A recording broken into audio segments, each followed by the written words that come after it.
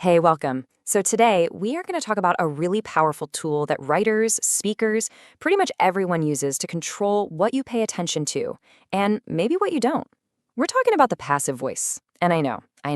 It might sound like some dusty old grammar rule, but trust me, it's actually a strategic choice that can shape headlines, create a little mystery, and sometimes even hide who's responsible.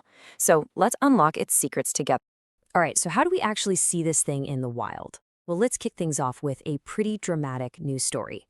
As this daring escape unfolds, I want you to pay really close attention to how the story is being told. Okay, so our story starts in a courtroom in Manchester. Imagine the scene. The gavel falls, and the verdict is in. 4 burglars have been sentenced. They're guilty of theft, and now they're facing 10 long years in prison. So, from the courtroom, the men are let out. They're being transferred in a police van, and they're on their way to the notorious Strangeways prison. So far, so good, right? Everything seems to be going exactly according to plan. But then, bam, everything changes. The journey gets cut short. The van is suddenly and violently forced to a stop. The doors fly open, and just like that, the prisoners are gone. We have a full-blown escape on our hands. Okay, let's hit pause on the manhunt right there for a second. Did you notice anything about how that story was told?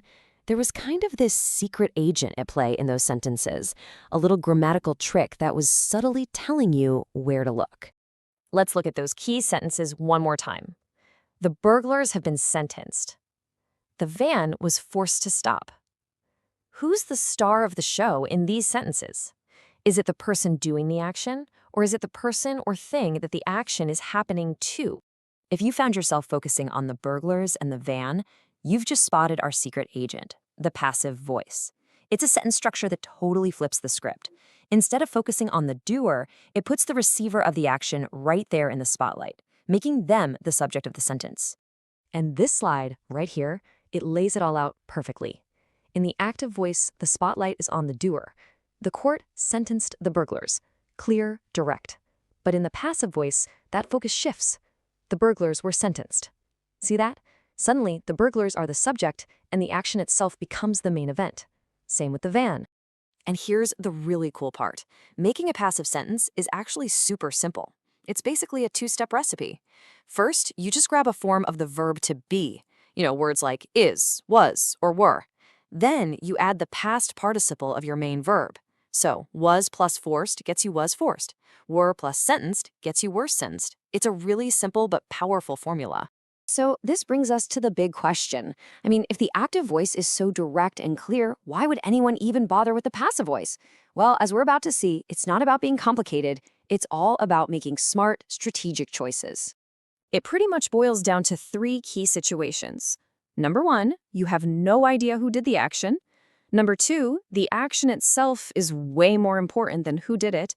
And number 3, it's so blindingly obvious who did it that you don't even need to say their name. Okay, let's take that first reason.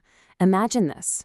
You come back to your table at a cafe, and you say, "My phone has been stolen."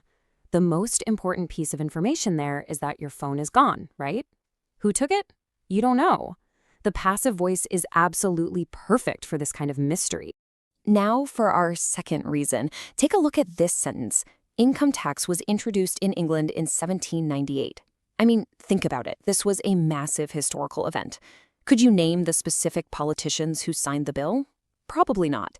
And in the grand scheme of things, it's less important than the event itself. Here, the action is the hero of the story, and the passive voice puts it right up there on the stage. And our third reason is all about stating the obvious. When you hear the thief has been arrested, do you need to be told it was by the police? No, of course not. It's a given. The passive voice helps us cut out all that extra, unnecessary information and just get straight to the point. Okay, so now that we get the why, let's check out some passive power-ups. These are really common phrases that use the same passive logic, and I bet you use them every single day without even realizing it.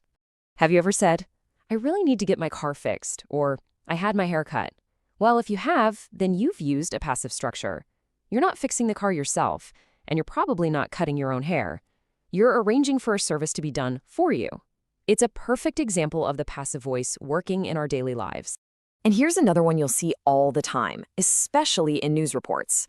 Phrases like "it is said," "it is reported," or going back to our escape story, "it is believed." These allow journalists to report information without having to name a specific source. It's basically a formal way of saying, hey, this is what people are saying. So let's bring this all together. Look, this isn't about active voice being good and passive voice being bad. It's about choosing your voice. The decision to use active or passive is a really powerful one because it's a decision about where you want to shine the spotlight in your story. This table here sums it up perfectly. The active voice puts the focus on the doer. The police officer saw the robber. But the passive voice? It shifts that focus to the person receiving the action. The robber was seen at the airport. It's the exact same event, but the story feels different depending on which voice you choose. So the next time you hear a teacher or a grammar expert say never use the passive voice, just remember this. It's not a rule that's meant to be followed blindly. It's a tool that's meant to be used skillfully. It's a tactical choice that lets you be precise, create suspense, or just highlight what's most important. It's all about how you want to shape your story. And I'll leave you with this one last thought. The next time you read a headline or you hear a politician say something like, mistakes were made, ask yourself, wait a minute, who made them? The passive voice is absolutely everywhere in the news and politics, in our own lives. So start paying attention to what's being highlighted, but maybe more importantly, pay attention to what or who is being left in the shadows.